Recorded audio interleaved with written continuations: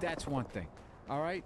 But if it's really how you are, I mean, how I talk on stage is how I talk. That's how I talk. So for me to go up there and actually to work clean, Our homes are safe. and do all of that is me being a character. Yeah. So that's why I just when like I think, you know, dude, George Carlin, you could consider that guy blue. Sure. Prior, those guys were fucking brilliant. As Bill Cosby, you know, Bill Cosby himself is like, to me, is like arguably the greatest special of all fucking time. Yeah. You know what I mean? It's a shame what he did after the specials Or before. or before.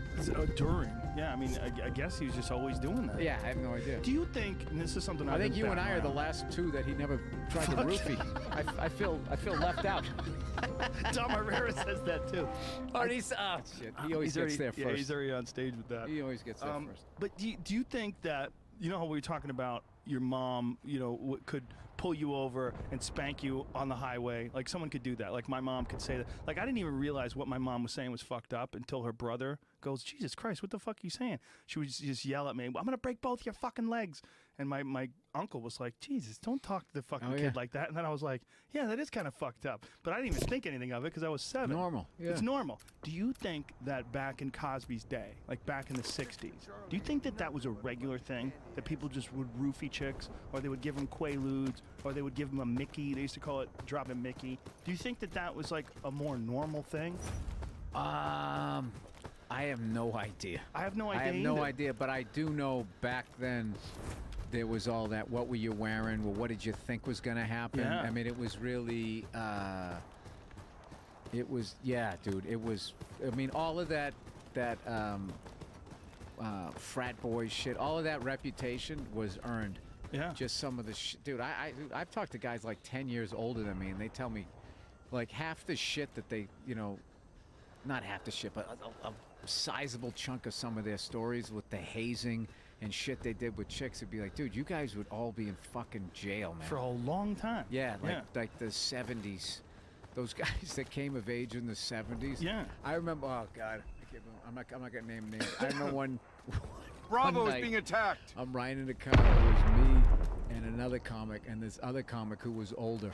And we were driving, killing time. We started telling pussy stories. Dude, and this guy's stories.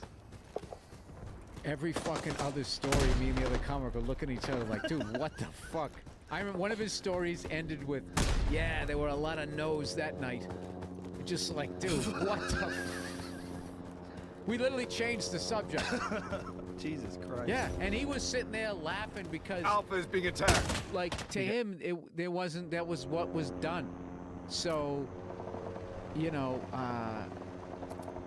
I don't anybody that says from back then that was done to them after just listening to that guy talking about the 70s, I'm like, Jesus Christ, what the 60s were like. So I believe, you know, all of them.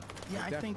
think that's what I think the behavior that people had. If you watch like those old movies where men would smack women all the time. I mean, it was all the time. You know, someone would say something, backhand them, shut up. Dude, there was no pedophiles back then. They were considered dirty old men. Stay away, he's a dirty old man. That guy's a drunk, he's a bum. It was very just sort of broadly defined. Yeah. There wasn't even like a Catholic pedophile scandal back then, was there?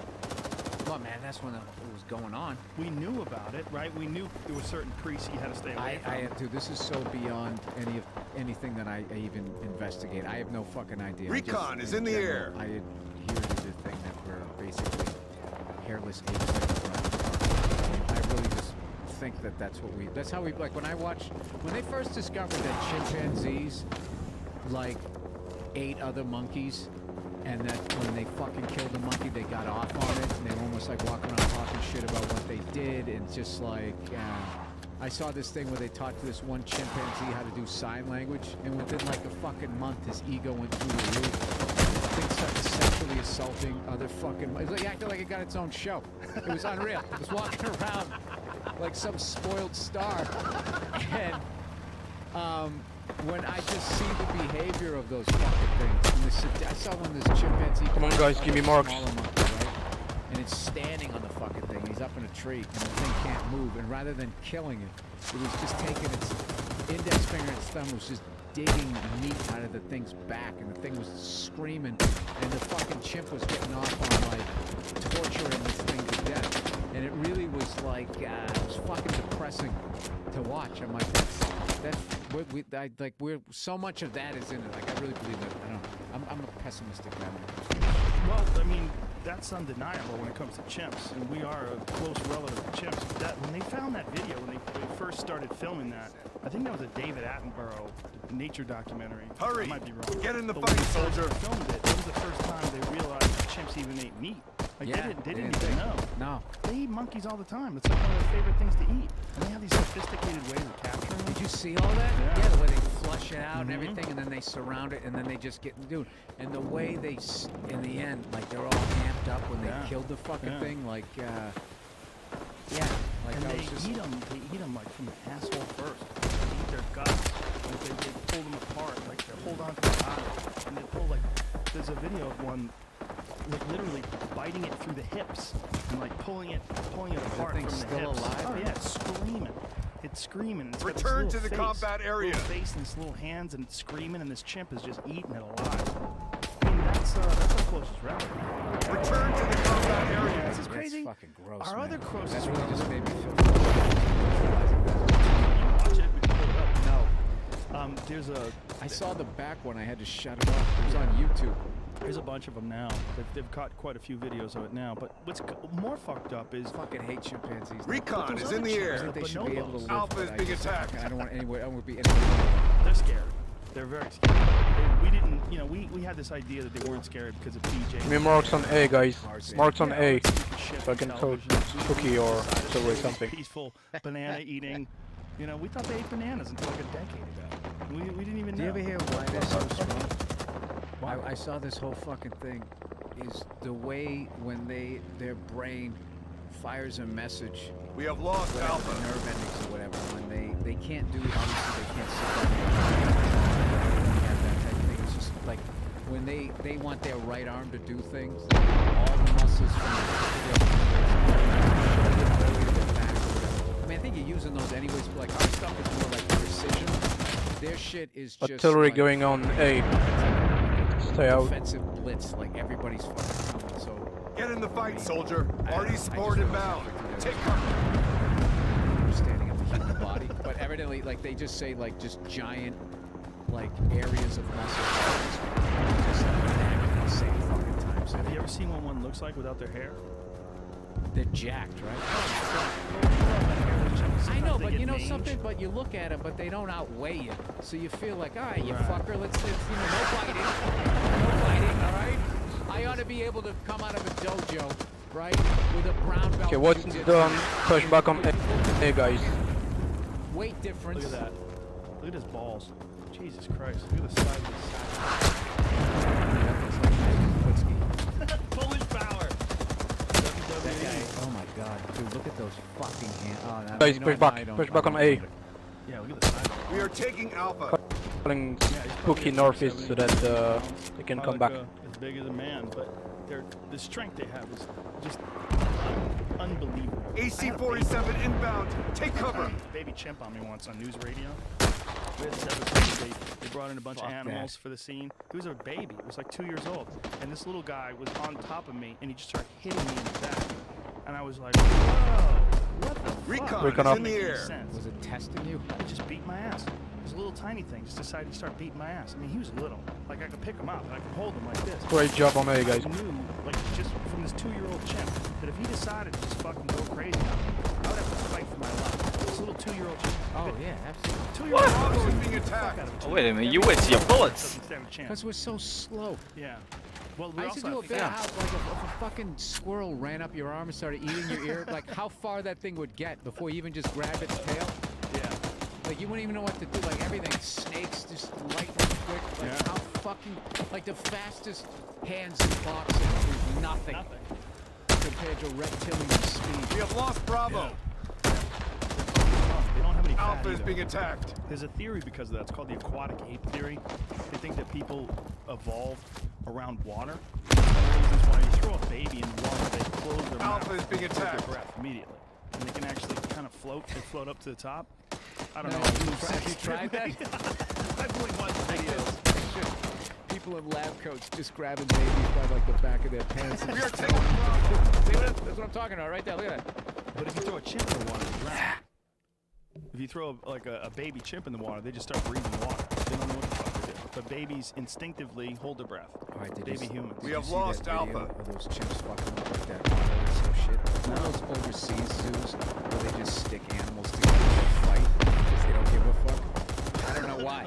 There's no way with PETA and shit you could do that in this country. With some sort of fucking otter or some What shit. the? They feel like a bear in the Yeah. And watch it as they eat some fucking yak. Go mad. Makes a dick hard. That was very strange. So this fucking otter or whatever the fuck it was, sea lion, I don't even know what it was. They kept slapping the fucking thing, like the thing was slapping your back, and what ended up happening is they got hold of one of them, and they just fucking dragged it, and the monkeys were flipping out, they couldn't save it, dragged it into the fucking water, they drowned it. The otter? Yeah, or whatever the fuck it was. It was Seal or something? It was something like that. Dragged the chimp into the water and drowned it? Bit it and fucking Whoa. dragged the fucking thing in there, and the fucking monkeys were flipping out. And I, on such a sadistic level, enjoyed that video. Like, yeah, you fuckers, because I don't like bullies. Return I to just the felt like combat they were area. bullying whatever the fuck was in the water. This is gonna torture your listeners. 'Cause I can't remember what animal was. Like I said, I was probably doing 20 different things at once, and I watched it. I don't know, if you go on there, monkey versus something, eventually you ought to get to it. Was it a chimp or a monkey?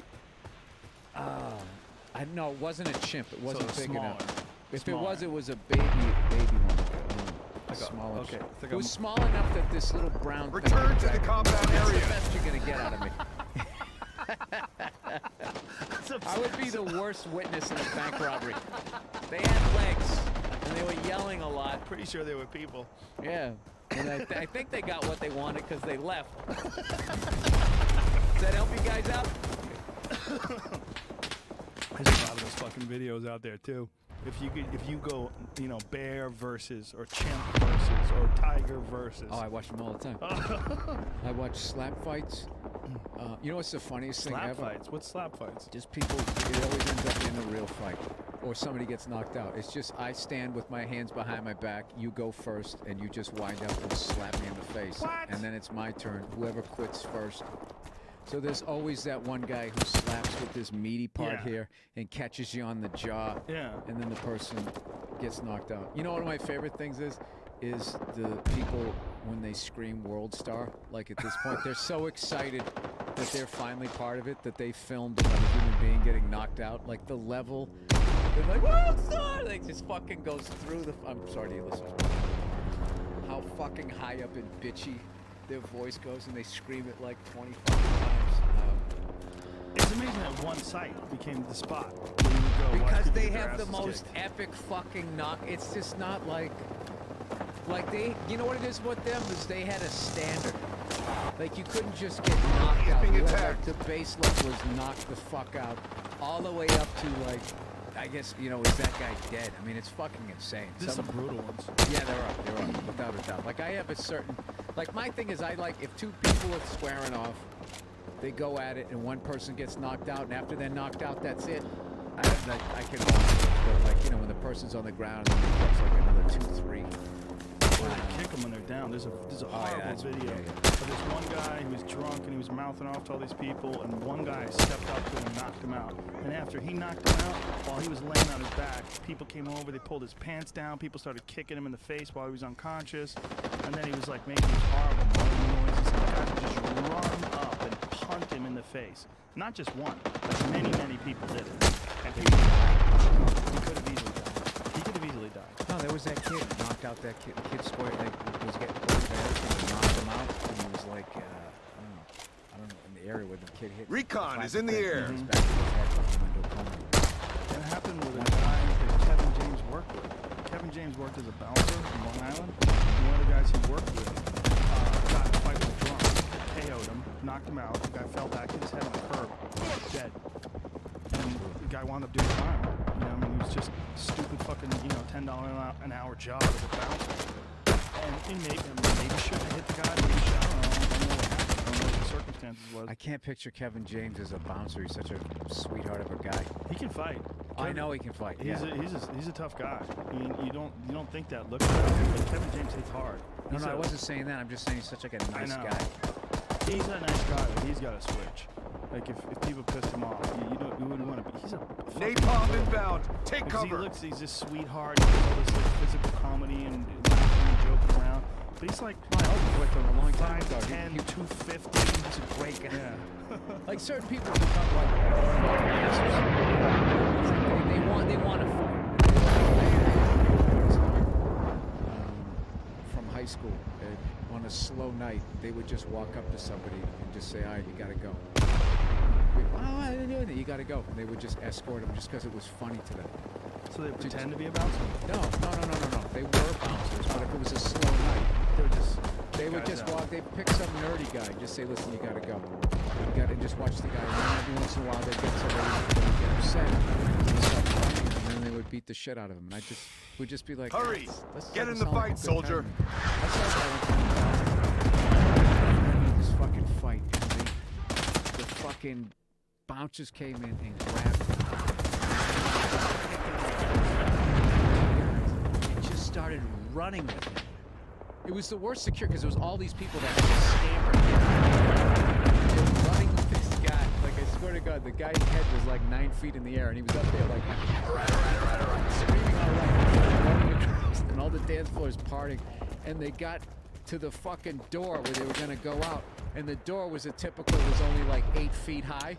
So like his shoulders and head were above it, and they were running like a 440, and just boom, he folded in half, and then they just threw him out into the street. And I remember even back then just going like, that was so fucking overly excessive. If I was Recon is running in the this air. club, I would be like, dude, do you realize that you almost just ran over 80 innocent people? Like, at this point, dude, I'm 47, so like my idea of the way young people think is from fucking 25 years ago. So like my idea of what a bouncer is, to me, they were just guys who used to beat the shit out of people and in school, and now just wanted to do it for a living. Yeah, there's definitely that. I think Kevin got the job though. He's a kung fu instructor. Kevin used to be doing martial arts. His kung fu instructor worked there, and he got the job. It was just like a thing they needed. I think he quit. When I was 19, I worked as a not a bouncer, but I guess like a security person. Keep fucking move. You know what Greenwoods is in I saw Mansfield? Eddie Murphy on the Raw tour. Did you really? We have lost Charlie. Rodney Dangerfield ran him back to school. AC-47 I was inbound. probably Take working cover. there. When you saw Rodney Dangerfield, I was probably working backstage. Because that was when Rodney was doing bathrobe. Those days. His hair was like yellow, almost orange. No, I think he came out of tux. Oh, really? I can't remember. I remember Eddie came out in the blue suit, but go ahead. I saw Bill Cosby there too. Bill Cosby was there. I saw Kinnison there, like right after his first special. That was interesting because Kinnison did his HBO special. So HBO special was fucking giant, right? It was the biggest. But then he had to write a whole new hour. And he didn't have a whole new hour. It was kind of obvious. Like you could see, like there's a lot of filler. And I remember thinking, like, wow, this is interesting. Like I hadn't even thought about doing stand-up. This is like 1986. But I remember seeing him. I was going, whoa, like this guy doesn't even have the. He doesn't have like the jokes. Like Carl LeBeau would go on before him, and there was a couple other guys too, I think. And Carl had a pretty good act, But Carl's act, his act was might not have been as good as Kinnison's was back in the day, like during the HBO special time. But it was tight, like you could tell. His punchlines were solid. He knew where he was going with it. But with Kinnison, you could tell that he was like kind of filling time. It wasn't there anymore. Because he had worked for probably 10+ years. Recon is in the air. 1 hour. I never saw a guy like so adversely affected by thing. Maybe because I was such a fan of his, just watching, like he kind of was every cliche. And what kills me is right when he died was he was getting sober and he was gonna turn it around. I thought. No, he died with coke in his system. Like I said, I mean, the guy. He had coke in his system when he died. His autopsy revealed that he had done coke. I think he died. The ironic thing, he was killed by a drunk driver. Because he used to do that bit. We're gonna drink, we're gonna drive, we're gonna pull it off. You know why? Because we do it every fucking night. Party sport That was inbound. like one of his Take cover. That was one of his filler bits. After Right. his the first shit was so good. Sexual hephiliacs and the fucking starving kids in No, it was Africa. unreal. Oh, There's a clip of him early on YouTube where he doesn't have control of the yelling yet, so it's really just, it's like he learned by the time of the HBO special, he knew how to bring it really down, right? Yeah. And start to kind of launch it and go back to being quiet again. There's a great one where you're watching him. What do you see? It's before he quite has it figured out. He's way more yelling than he needs to do. But I get chills when I watch the video because I just like this guy is like knows he's on to something. And he has like sunglasses on stage. He's got like driving gloves. It's before the trench coat and all that. oh, I've seen that video. He has a comb over. Yeah, he had a Yeah. brutal comb over. Thank God he went to the hat. Yeah, That was a the brutal- beret. Remember Yeah, the beret? beret, yeah. And in the end, he switched from the beret to like these rock and roll Poison-style bandanas. Remember? Mm-hmm. He had those crazy bandanas, and they would get long, and his hair was long, and the whole thing. Yeah, and he he got got big. really fat. He got big. So fat. Nah, he just every indulgence. He just. I mean, Jesus Christ. I mean, he's one of those guys that probably his autobiography. Yeah, his biography is good. It's called Brother Bill by his brother. Brother Sam, my brother Sam. Oh, I gotta read that. It's really good because it talks about how he had bad and it changed totally. It's one of the things that happens to people that have head injuries. Like sometimes they get crazy and they lose like whatever personality they used to have. Comics goes are away. insane. Yeah. But he got hit by a car, got all fucked up, and when he got out of it, when he healed up, he was just this fucking maniac. Just didn't give a shit. Just like a devil in him or something like that. He was just a wild man. Had no impulse control, just was going crazy, and it was also when he was trying to be a preacher too. So like it sort of fueled his preaching. Yeah, man. It's really good. It's a really good book because his brother Bill is very Recon honest. is in the air. And he even talks about Sam. Sam stopped writing. He was just partying, coming up with new material. And talked about how Sam, before he made it, was just this machine. It was just like he was partying a lot, but he was also working on his act. It was important to him, and and then Oh yeah, the difference between his first and second Letterman. You can already see the fame thing coming in. Yeah, His yeah. first, dude, his first Letterman is just fucking. It's unbelievable. It's unbelievable. the Rodney Dangerfield one.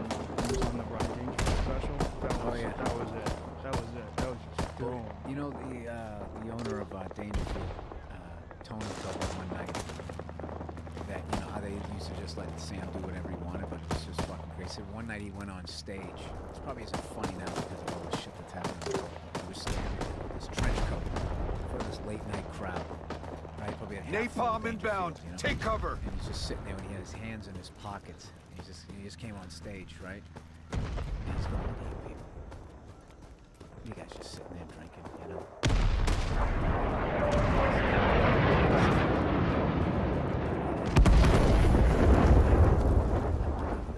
How do you not know that? 12 gauges under this fucking coat. I could just bring it and just fucking blow it your brains out. And he didn't let up. He just kept going with it. Going and going. Gradually people started getting up and fucking walking out. And he just kept, that low, evil fucking voice he would do? He just kept doing, how do you know? How do you know? Fucking looking around and gradually, and Tony was telling me, like, hey, you fucking locked like half the room. He goes, I was pissed because they were buying drinks or everything. He's like, and he goes, hey, that's how Sam was, but, ended up working out. He ended up getting a good bit out of it or something, but he used to, like, to me, what I think is cool about that is the 80s just seemed like it was so much like so many comics that were just, they needed a warm body were actually getting credits. That it just wasn't all fucking big hair and, what's the deal with this and what's the deal with that, that there was actually a fucking guy doing that. Taking crazy chances. Yeah. Well, that's one of those things. You're just going up there, you're sick of your fucking act. You're hating people or whatever. You just feel like doing that. But I never had the nerve to start walking the crowd. I never did that. I was like, all right, dude, I'm supposed to do a job here. Did you ever listen to the Day the Laughter Died? The Dice Dice Band? I love that album. It's great. It's a 2-disc album, like a 2-disc CD of him bombing. at Dangerfield's, unannounced, decided to film or record his comedy CD after he did Dice Rules, right? It was the first one just called Dice, right? The first one was called Dice. The first one was I rolled that out. The Day the Laughter Died is him going up to a crowd of tourists. They have no idea he's going to be there. There's not that many people in the crowd. It sounds like there's probably like 50 people in the whole fucking room. And he's just ad-libbing. Just ad-libbing. Fuck. I remember this one guy gets up, and as he's leaving, the guy's leaving, he goes, "You're about Delta as funny is as being a glass attacked." of milk." Like, that's what he said to him. As funny as that line.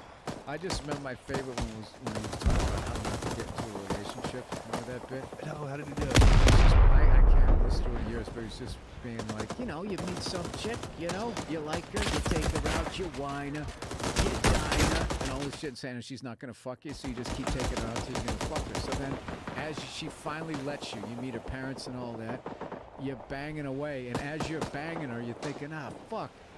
Now I'm in a relationship with this girl. She thinks I like her. He goes, this is how you get out of it. He goes, you keep tagging her, and right before you come, you go, okay, sweetheart, get ready for the gook. Something like that. Or here comes the gook. I remember listening to that by myself, and I literally fell off the couch. It was so fucking gross and so... Recon It is was in the just air. So, like, I can't even describe it. It was one of my favorite fucking, now, I saw him at the Worcester Central at the height of New Year's Eve special that he had. Yes. 88, 89, 88. I saw him like November 88. So it was just like, you know, everybody like the end of 87. All right, Happy New Year, see everybody. Or maybe it was 89. We have It might lost have been Delta. 89. Oh, I remember he had some special that came out towards the end of one of those years, and I was working in a warehouse on little trucks and shit. And we were all just like, and this one of those classic moments back then when there was only so many channels, so we were just like, all right, see you later. Nobody said, I'm watching that Dice shit. We came back Monday, everybody that saw it, and it was just weird. It felt like everybody knew saw it. Somehow everybody fucking saw it, right? And then it became the biggest thing ever, and I went and I saw him, and it was an unknown Eddie Griffin open. Really? Yeah, I mean, I was thinking, like, I think, believe it or not, I'm like a year older than him. He started really young. Yeah. Really? Yeah, Eddie's not even 50. That guy's like 46, 47. Google it, man, something like that. But wow. He opened up, and people were being rude and booing. I was doing the same thing. Oh, bring on Dice. Like, I thought it'd make... so I kind of deserved the Philly thing. But I thought that Dice would be backstage going, yeah, these guys really like us. Like, it didn't dawn on me, like, hey, maybe he's friends with Eddie and he respects his comedy, which now I know that was the case. And I just remember Dice came out, and it was just... AC-47 inbound. Take cover. Nursery rhymes that we had all heard. So he would do the beginning, and then everyone would yell out the punchline. And then he got to a certain point, and he'd be like, oh, that's good. You did your homework. Well, I, too, have also done it. And he just busted out like 5 new ones. It was the sickest fucking thing. That place was going crazy. There was something, some starlight, something. I just remember it ended with my girlfriend's twat. I just remember the punch twat is such a funny fucking word. And the place, dude, I'm telling you, like, murdering. Just murdering this movie. I never got a chance to see him live in his peak. I only saw him live once I started working. Recon is in the air. We went to see him live. Me and Norton and Bobby Kelly and Anthony from Opie and Anthony and Red Band went to see him live like a few weeks ago. Oh, okay. In the upstairs room, in that big room upstairs. It was fucking awesome. We were in town for the UFC. I wasn't working on Friday night, and they were like, let's go. So we went and got a steak like gentlemen, went to a nice restaurant, had a great time, had some wine, clinked glasses, got in a limo, went to the Dice show. Oh, it was fucking legendary. That's fucking It great. was so Artie much support fun. inbound. But he still Take does cover. like a little bit of nursery rhymes and stuff, but he's got a bunch of new shit now. But the thing that was different about him and everybody else was that it was good that you knew the bits. Like you could sing them like a song.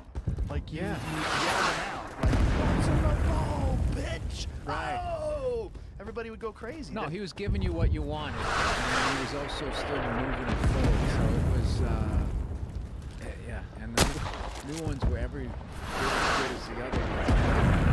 And then you were trying to remember them.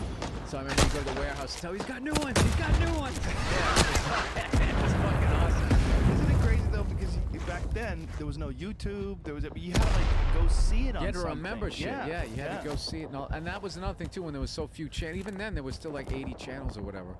But like there was always those things. Like nobody said, "I'm watching that Dangerfield." Shooting me, special." same team. It was just all of a sudden Monday, everybody came in and everybody, you know, do you see that guy moving where the food is? Everybody knew who fucking Kinnison was. Everybody knew who Dice was. Eddie Murphy, Delirious. I remember when that came out. Oh yeah. That came out and like everybody just fucking saw it. Everybody saw it. It was if a special came out back then, it made you a star. It was a different thing as today. Like an HBO special today, you don't hear shit. You know, they come out, nobody hears anything about it. Oh yeah, his mom TiVos it. She'll watch it like 30 days later. Yeah, you know, I finally sat. I watched part of it and then I had to go. But they're figuring it out now with HBO Go. You know, they're making HBO on demand and stuff like that. They're figuring it out. They're catching up to Netflix. Yeah. But I found out about Kinnison because of a girl I worked with. I was working at the Boston Athletic Club. I was 19. And there's this girl I worked with. She was fucking hilarious. Just big Boston girl. She was like 5'11". She was hot, but she was just this fucking big, brash girl. And she goes, "Oh my God, there's this fucking guy named Sam Kinnison. Have you heard of him? Oh my God, he was so fucking funny." I go, what do you do? She goes, "Come here." She goes out. Recon is in the air. She's lying on her stomach. Oh and my she's God. going, "You mean life keeps fucking it never ends. It's the greatest line ever. And I remember thinking, laughing at this girl telling me about this guy, and then I had to go see him. I think I got it on video. I was like, whoa, this was a game changer. He was the first guy. I would see like Seinfeld, or I would see like you know, someone who was like just an evening at the improv type guy with the rolled up sleeves. Did you ever notice? And I'm like, God, it's not me. I'm too fucked up. My sense of humor is too fucked up. And then I saw Kinnison.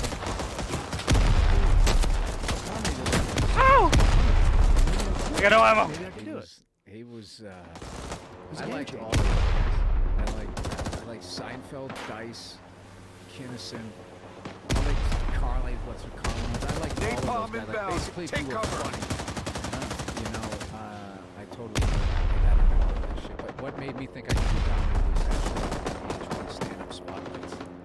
Of course you fucking die. Guys were doing like their fifth one, just scraping the bottom of the barrel. Yeah. And I remember this guy I worked with. We used to before we'd go out, come we'd drink on. beers in his room. You know, I go over to his house. Hey, you know, Mrs. Whatever, and we fucking go in his room and you know to save money before we go out and try to hit on chicks. We fucking The enemy has no like a reinforcements. six-pack or something. So he was in the stand-up the way I was, and we'd fucking watch it. I so fucked up. We would get legally drunk and then get in the car to go drive. This was like the late 80s and 90s, just what you did. And we Did used they have breathalyzers back then? yeah, they just were that came out somewhere like the late 80s or something like that. Something like that. But Recon I had is the in the air. total fucking classic, you know, Boston upbringing that ended with the fucking DUI and all of that shit. Did you get a DUI? Yeah, spent a fucking couple hours in jail. My dad came down and got me out. and Does stuff. that fuck with you now if you try to get into Canada?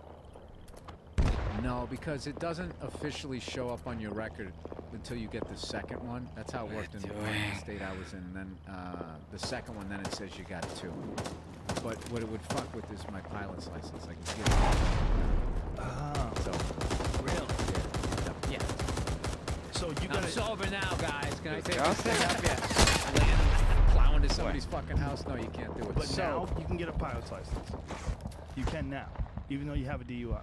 yeah, wait, but I mean, it's But not it's on. 'cause- Oh, it's 100 kills Oh, per okay. record.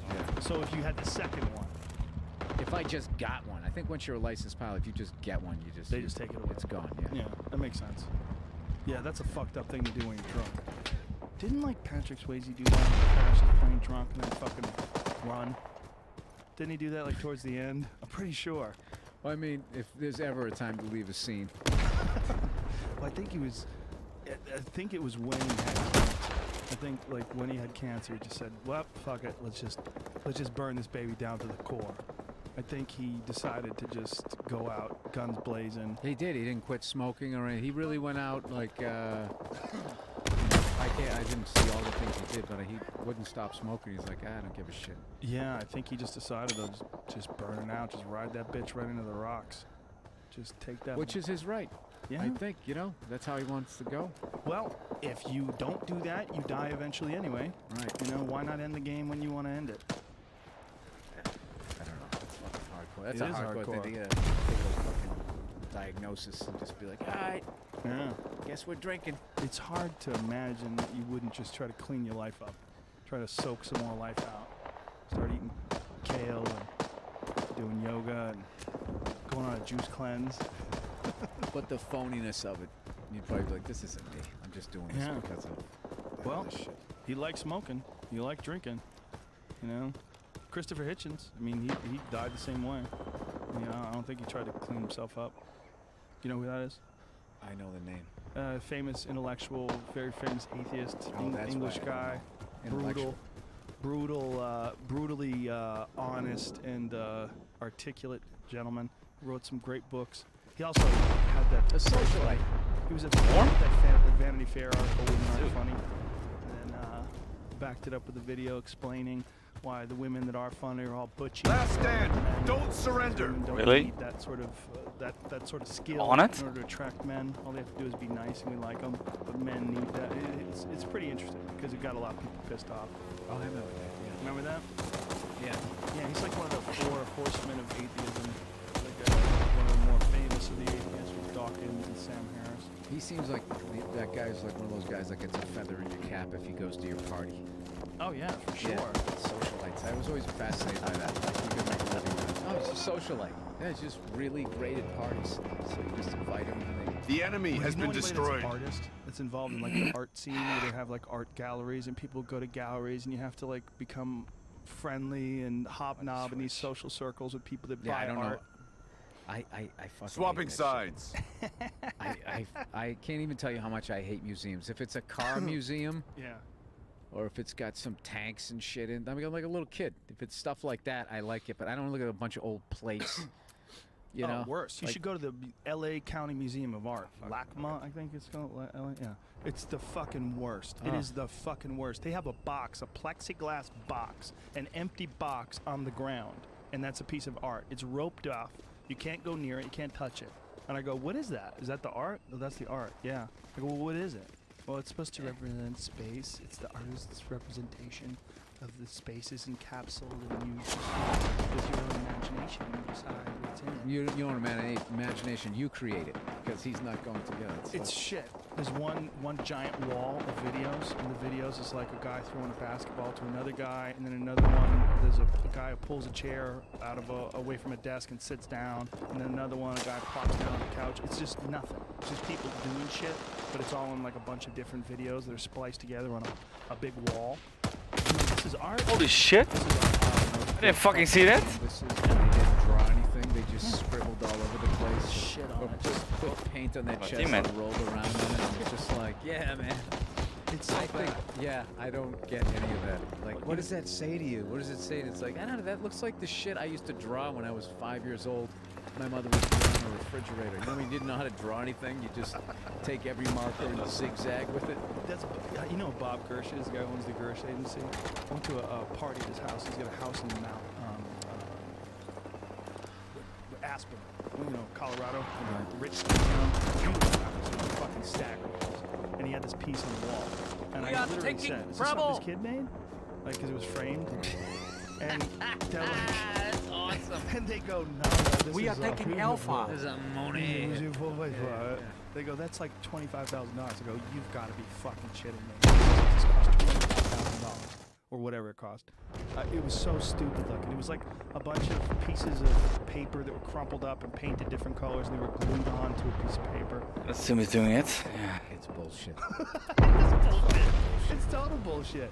But why do people buy into it? What is it? Because what makes that art and the difference between a kid who can sit here and draw you how you sit Right. Return to Those combat guys area. can and they choose not to. That's what's in the brochure as to why that's. As far as like their We are philosophy, taking Right. Bravo. like they're bored, man, with they don't want to fucking draw faces anymore. Yeah. So they want to fucking do some abstract shit. It's like, all right, but you gotta kind of keep the face there. You want to draw like some funhouse mirror-looking face. That's fine, but if you just want to take every color in your crayon box We are and just taking start Alpha. scribbling around. I mean, more if you can get some asshole to pay 25 grand for that, all right, good for you. Good for you. You know? How does one guy like that get super famous? Like Jackson Pollock. He's a perfect example. That guy just I didn't took even paint. watch the movie, It's an interesting and I movie. love Ed. I love Ed Harris, Yeah. but I didn't even see them. I don't know anything about the guy. Well, But I just don't get it. Somebody takes a paintbrush and then splatters. Yeah. It's shit. It's dog shit. But they sell for like $1 million. Like an original. Oh, worth a fuckload of Because money. you know why? I think when you have shit like that, it makes people Return think to that combat area. The culture. yeah, I Yeah. like the colors, man. It's like I don't get it. I don't get it, but I do get it when people collect cars. Like I went to Jay Leno's place. Have you been to Jay Leno's place? I'll take you. You want to go? yes. It's the craziest shit ever. He has Return to 11 combat he has area. 11 Whatever you want. He likes pumpkin. The pumpkin smells wonderful. He's got 11 buildings filled with cars. That I told you. You're gonna spend your money on shit. That I told you. Yeah, he could get. like have his own traffic jam. He could have. I mean, it's legitimately better than any car museum I've ever seen. I've been to the what's the big one off of it's off of Bray. Peterson? Is it the Peterson? Yeah. I've been to the Peterson. It's very nice. No, you can't fuck with Jay Leno. Jay Bravo Leno's got way is more being room attacked. space. You know who has a sick car? Ralph Lauren. Does he? Unbelievable. Are you They were doing a kidding thing one me? time, Yeah. this debate, our cars We are art. taking Alpha. So, Incredible.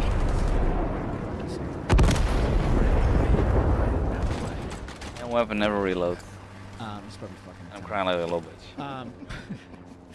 They fucking were trying to figure out how to get his cars into this museum. It was one of those museums in New Fucking York with you me, get it's on right the over second here. floor. So half the documentary was about, you know, just the physical endeavor, the physics and Throwing the grenades at it. brain they had to create to get these fucking Scout, cars into this museum without reporting. damaging other pieces, without ruining the integrity of the structure and all that shit. But in the process, they were Shit. showing his Return to fucking combat cars area. and did a brief interview on him and how he gets ideas for his clothing line. Like the lines of like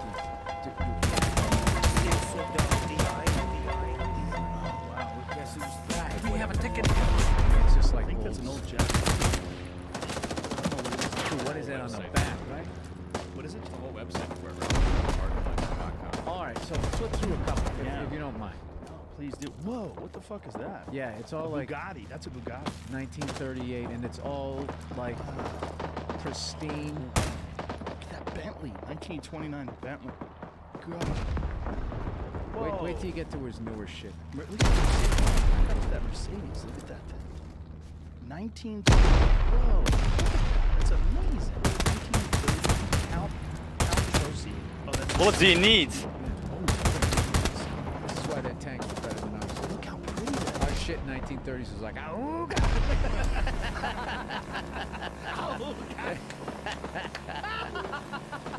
That's exactly the sound. That thing. No, and the whole thing, it's all mint condition too. Like if they have like one of those old leather straps that held down the hoods, like Oh, there's yeah. not even like a piece of thread hanging out of it. Yeah, those are worth like baby. The Gullwing. We are Leno's taking got one of those. Bravo. Oh, he's got everything. I watched almost every video on that Jay Leno's garage. It's amazing. His fucking garage is amazing. No, because he's got the sickest cars, and he knows about them, and he brings people in. Like, you know, he had like Carol Shelby in there. Yeah. The rest is- Yeah, he's got everything. Jay Leno's got several cars that are worth more than $1 million. And he keeps them at the airport, the Burbank airport. His Homeland Security guard at the airport. And he's like, if an alarm goes off, we're fucking moving tanks. Alpha is being He's got attacked. right to the right of that. Right to There's Bravo. one of those- I read this book one time called The Limit, and it was about first American won the Formula One championship, and they were just talking about what Ferrari would do. Like if you had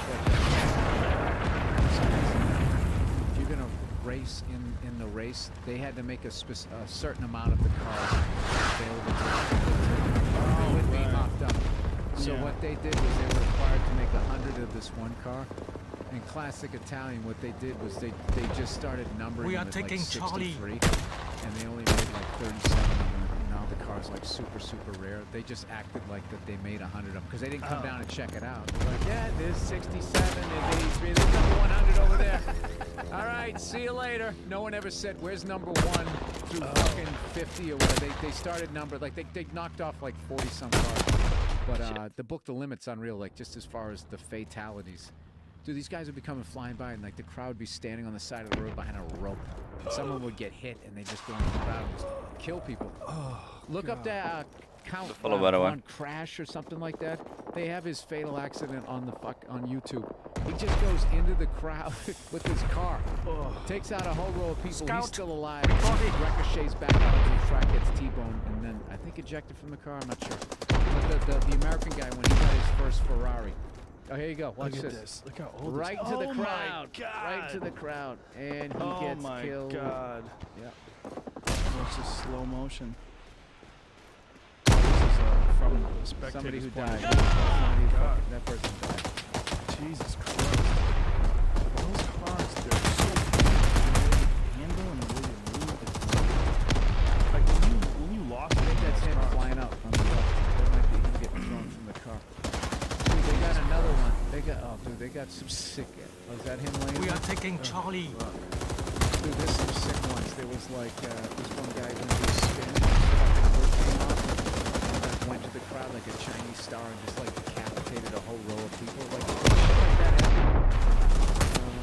Did you ever see Lamar? The Stephen McQueen movie? There he is. You saw him laying in the road. And I asked that a tip. We have a taken Charlie. Fuck. No, so anyway, so the American guy, when he first gets the Oh car, fuck, that's fun. the last driver had just died in it, and there was a fucking hole drilled through the floor pan because the guy got decapitated and they bled out in the car, so they just drilled a hole in the bottom of it and drained it out. And we talk about primitive. You think And we're going way too because fast. you wouldn't want the air to get in it for like that extra 100th of a second, but they just, that's how he got the car. That's a fucking sick book, dude. They drained it. Hole in the floor. Well, there was so much blood in there, you know? Jesus Christ. Book's called The Limit. Did you see Steve McQueen? That movie Lamar? Have you seen that? Long time ago. It was like an 8 o'clock movie. Good fucking movie. They don't even talk. Just 10 minutes. They go through all these things. People do things. They're just doing stuff, setting things up. Nobody talks. It's amazing. It's like those old movies were just so different. So different than what they could get away with. Like the attention Quite span nice. that people had. Yeah. You know, There like is a little Bullet. bit of that. I saw Bullet recently too. Try. Another one. It's like long scenes where no one's talking. Like, there's a whole chase scene where Steve McQueen is running after this guy in the airport. Going way too fast. That's the problem. One thing after another thing, and it's kind of realistic. It feels different. It feels different than what you watch today. I like that old shit. Although I'm trying to get into new shit. I'm sick of being the guy that likes old shit because it's such a pain in the ass. I got old. How so? I got old drum kits. I got an old truck. I bought this old lighter. I had to send it to some guy from Michigan. This stuff, the old stuff, there's something about it you just can't recreate. Like, new things are cool, like a Tesla. Those are cool. They're cool to drive. They're cool. It's new. That 1968 truck you have, there's something about that too.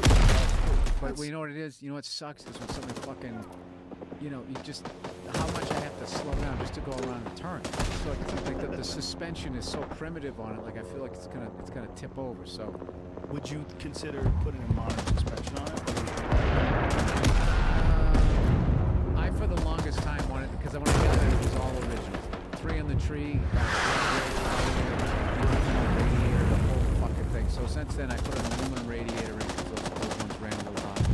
Titus showed me. He basically did the brakes, but I did one side. He was just telling me what to do. So I You put, did it yourself? Napalm Yes. inbound. Yeah. Take cover. Yeah, no, he's born to do it, man. He's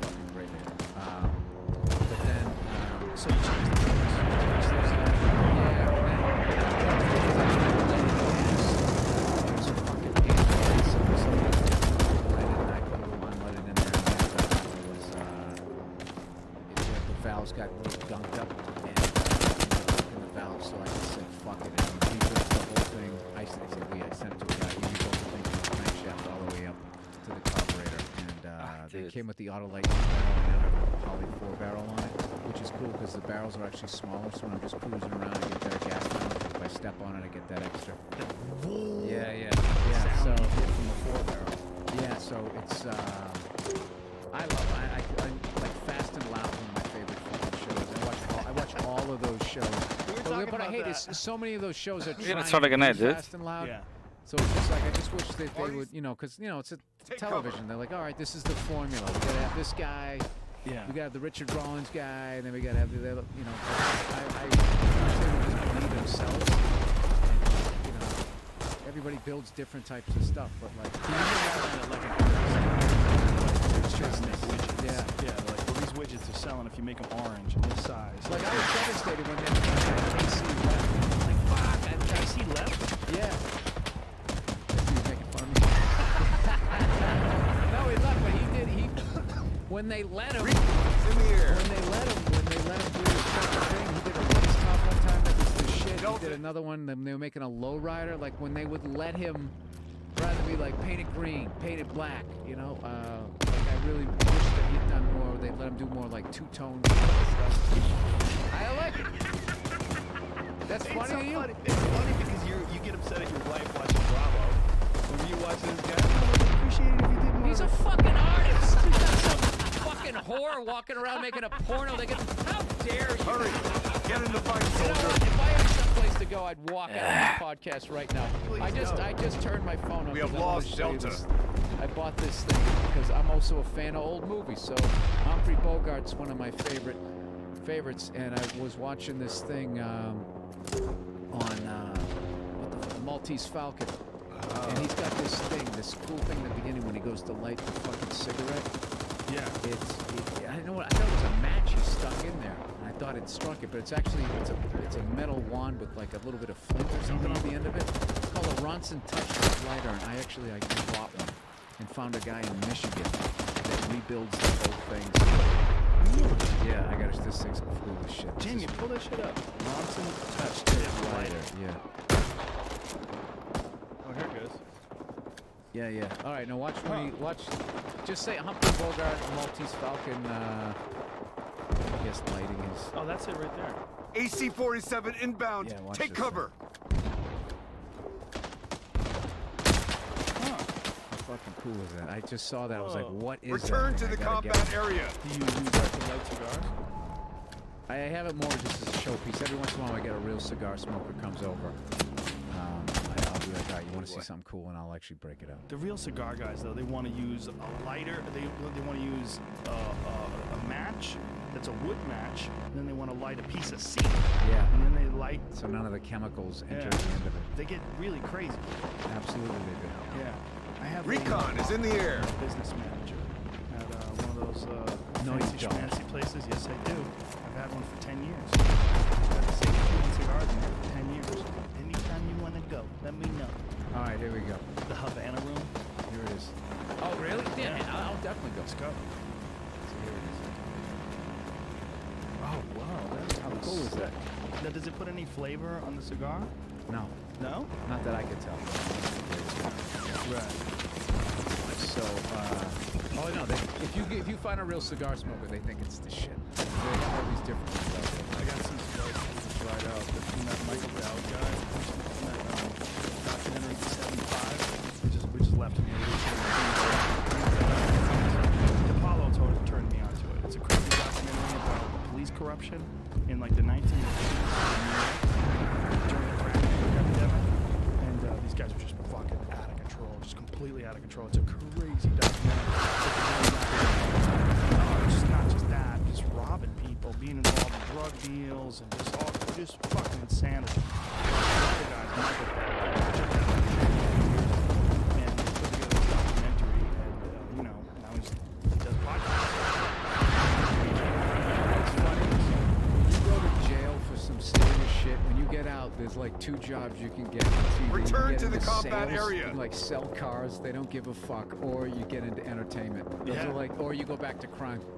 Yeah. But dude, you could literally come out from a double murder. For some reason, they let you out. Return You to could the just go combat silent, area. go fucking open mic. And it's like there's no background check. You're in show business. It's true. I've never heard of anybody coming out of jail for murder and going into comedy. Do you? But you could. Well, there was that one guy who I don't know his fucking name. I want to say he was on fuck show. I remember him being on Letterman. They were talking about he got into a fight and he killed somebody. He went to jail, and then he got out and was shit. Don King killed two people. I know he beat somebody to death. Yeah, one of them I think he was acquitted for. One of them I think they decided it was self-defense, and then the other one was a manslaughter charge. It's in the air. He beat some guy to death that owed him money, like when he was a loan shark. I think he stomped him. I interviewed him for the UFC. It was strange. I don't even know if it ever got anywhere. I don't know if the UFC ever did anything with it, because I never saw it. But it was a crazy interview. He just doesn't answer questions. Like you go, okay, so what is it like, blah, blah, blah. You go, only an American can a man of my fortitude and magnitude and camaraderie come down from what we're dealing with today. Here, Finger, start shooting. Races and the sexes and women today. Recon is in the air. I'm a feminist. Like he's got this crazy thing. He's covered with flags and he's dripping with diamonds. I go, like covered with. You ever seen Tyson's one-man show? Yes, it's amazing. How crazy it keeps going. That piece of shit. He owes me $100 million. He sounded like a comic talking about club owners. That fucking piece of shit. He fucked me on this gig. You never forget either. Does he owe him $100 million? Is that what he owes him? Something like that? Who knows? Yeah. But I asked him, like, what's with all the gold? Like, it's not gold, like platinum or white gold. It's covered in diamonds. Just got, like, literally, like, hundreds of thousands of dollars in diamonds on it. And he's like, that's for the ladies. The ladies love it. They love diamonds. Diamonds are a girl's best friend. Just got an anecdote and a saying for every single thing. He's just prepared and ready to go. But you never get to the real guy. You just get the show. Like, but you don't ever get to the real guy. Napalm inbound. Take cover. Oh, yeah, he's as cool. Well, he's as old school as it gets. He's as old school as it gets. Kills people. Yeah, he did. He was a fucking loan shark. There you go. I want to talk to you about Madison Square Garden. You did Madison Square Garden. It's crazy. I rented a drum kit and some amps. Me and my friends came in. Back to the goddamn comedy jam. We came in. And Ben Bailey, which was hilarious because me and Ben have been trying to get together to play for fucking ever. And I finally said, I'm in New York. You want to come and play? He goes, yeah. Who's Ben Bailey? Ben Bailey, Cash Cab. Cash Cab, yeah, you don't watch that? Stand-up comedian? No. New York guy. Well, I mean, he never lived out here, so. What's Cash Cab? Cash Cab was a TV show where, like, you'd think you were getting into a taxi cab, and then you got in, and all of a sudden you were on, like, a game show. Oh, really? Yeah, and I asked him about it. I go, did anybody ever get pissed because they were going to the airport? And he'd laugh. He'd go, all the time. They'd go, dude, what the fuck? I don't got time for this. I thought this was a real cab.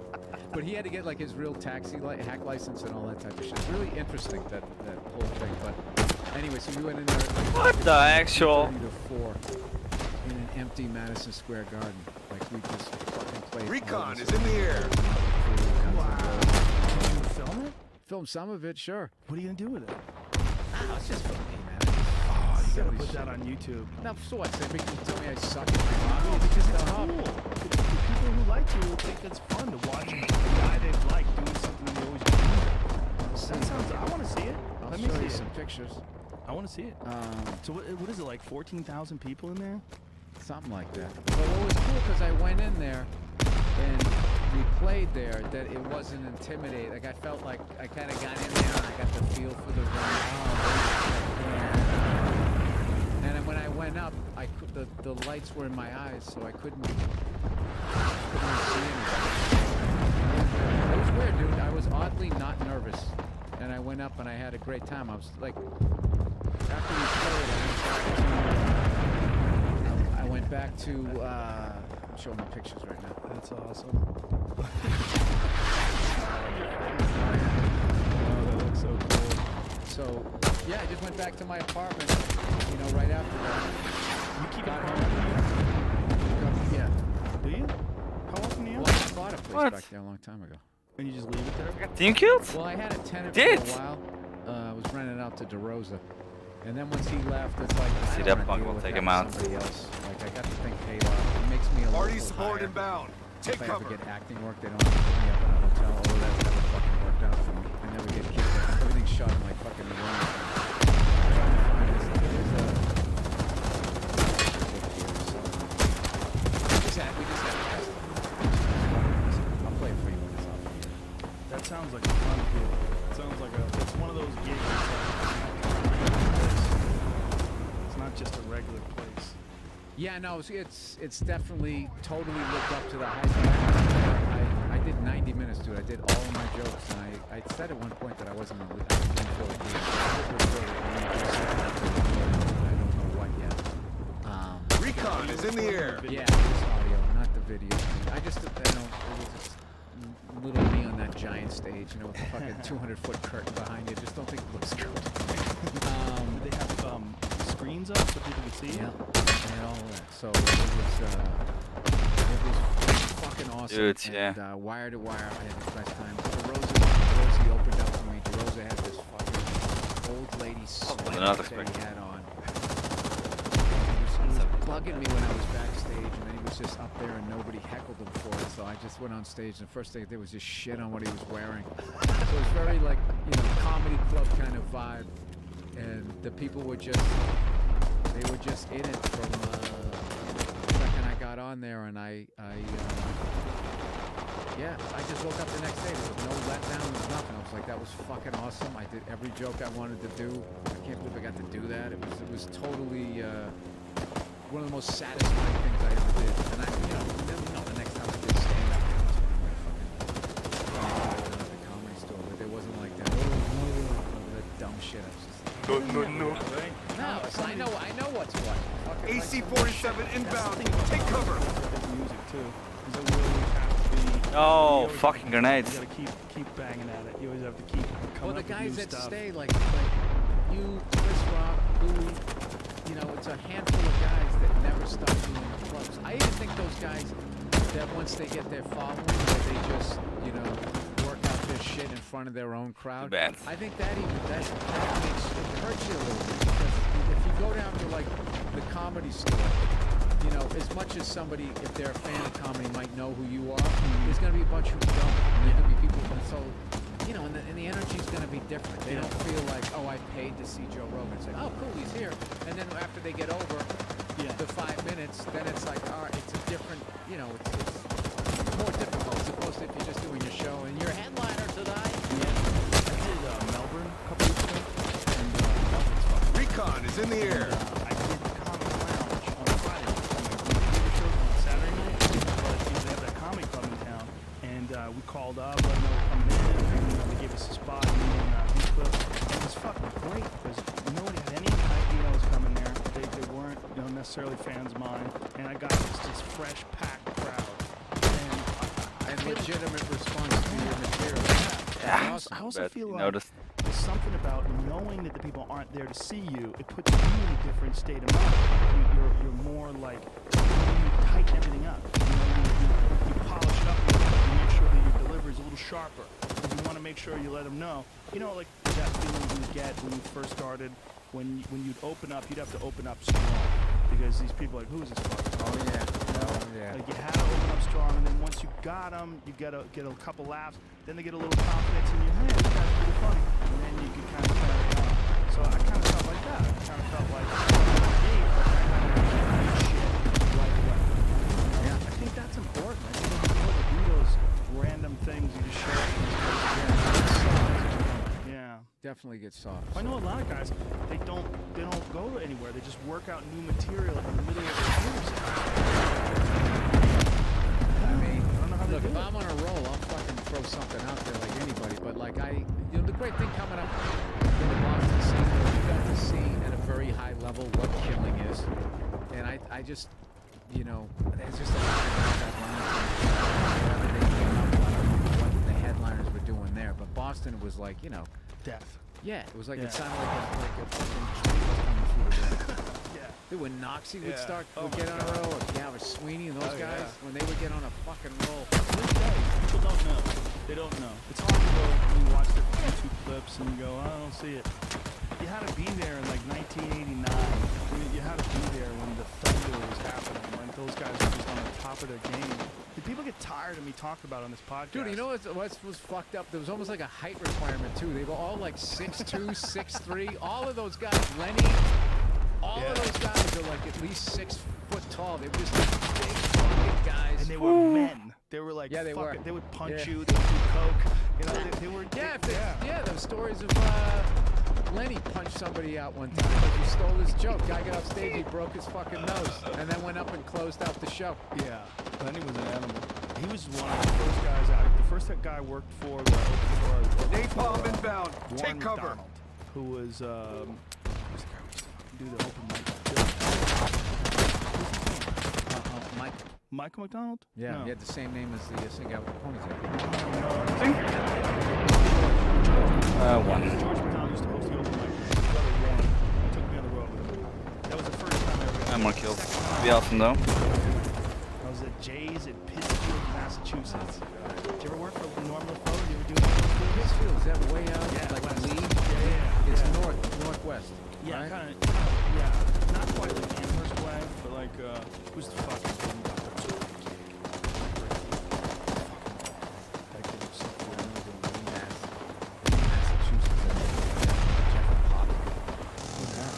You just call up, this back day, you called up answer machine. The enemy has no reinforcements. Master of ceremony, Jeff Apotheca, something like that.